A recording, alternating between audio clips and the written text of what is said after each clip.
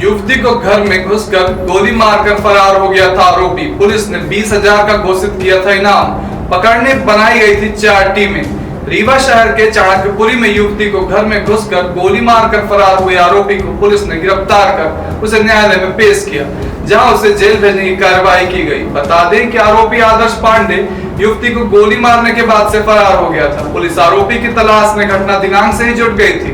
आरोपी पर 20,000 का इनाम भी घोषित किया गया था। इतना ही नहीं, उसे पकड़ने के लिए पुलिस ने 4 टीमें गठित की थी। चारों टीमों को अलग अलग क्षेत्रों में इसकी तलाश के लिए भेजा गया था। सूत्रों के मुताबिक आरोपी आदर्श पांडे के गुना में होने की जानकारी जैसे ही पुलिस की टीम को मिली, वो एक्टिव हो गई और आरोपी को गिरफ्तार करने में सफलता हाथ लगी।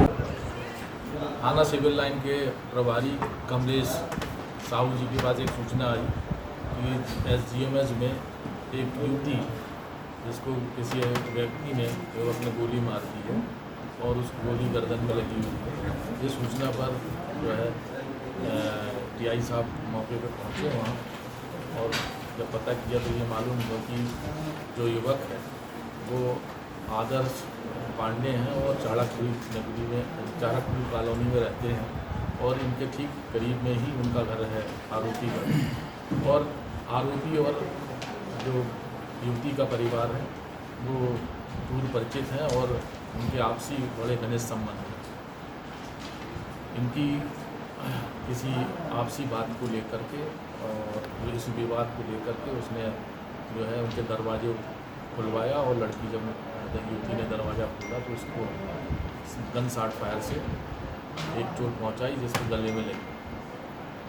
ये सूचना उनने पुलिस को नहीं दी थी। काफ़ी समय बाद जो है अस्पताल पहुंचने के बाद सूचना मिली थी। तब तक आरोपी घटना कारित करके वहां से भाग चुका था।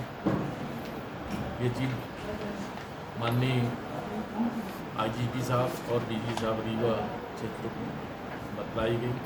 उन्होंने तत्काल जो है एक टीम का गठन किया जिसमें 4 टीमों को गठित किया गया उसमें, और 4 अलग अलग दिशाओं में जहाँ पे सूत्रों के माध्यम से जो जानकारी मिली थी उन क्षेत्रों के लिए रवाना की गई। लगातार जो है पुलिस उनके पीछे लगी रही। बाद में जो एक टीम गुना की तरफ गई थी, उस गुना को जो एक लीड मिली और उस लीड के आधार पर जो आरोपी है आदर्श, उसको रेलवे स्टेशन के पास में गिरफ्तार किया गया। गिरफ्तार करके लाया गया। रास्ते में ही उससे पूछताछ की गई।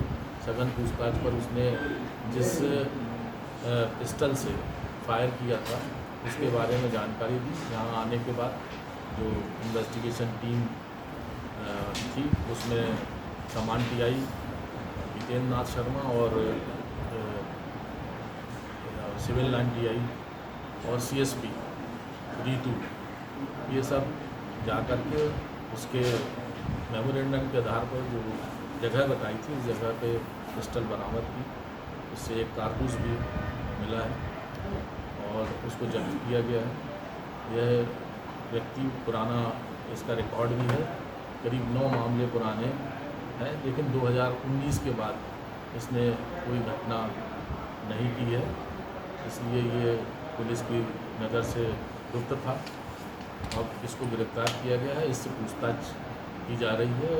इस पिस्टल के स्रोत के बारे में पता लगाया जा रहा है कि ये पिस्टल उसने कहाँ से पाई थी, और इस घटना में उसको सहयोग करने वाले कितने अन्य लोग हैं इसका भी पता लगाया जा रहा है। और जो लोग इसमें शामिल होंगे उनको छोड़ा नहीं जाएगा, उन्हें भी गिरफ्तार किया जाएगा और उसकी अपडेट डेट आपको प्रत्यक्ष से बताई जाएगी। सर, आरोपी गुना की भागा कहाँ से गिरफ्तार?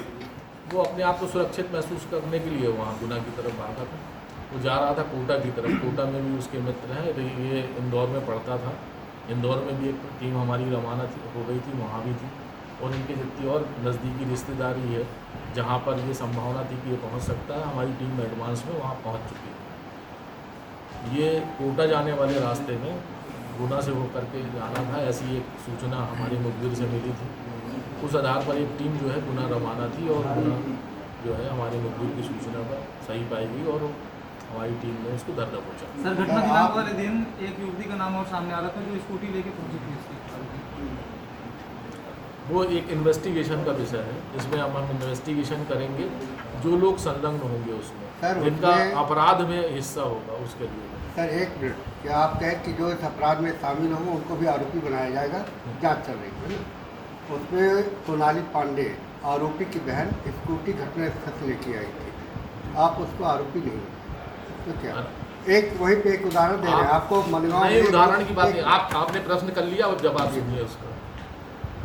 इन्वेस्टिगेशन में जो व्यक्ति बदनीयती से कोई कार्य किया है वो अपराध की श्रेणी में है और उसको छोड़ा नहीं जाएगा। ये बात मैंने बताया भी, और भविष्य में अभी हम जो विवेचना कर रहे हैं, यदि बदनीयती समझ में आएगी उसमें तो उसको भी बंद किया जाएगा। उसमें उसकी बदनीति में कि स्कूटी ले आना वहाँ से। अब ये सर, आपको एक बात बताया साफ गया था करिए। कि आप हम इन्वेस्टिगेशन कर रहे हैं।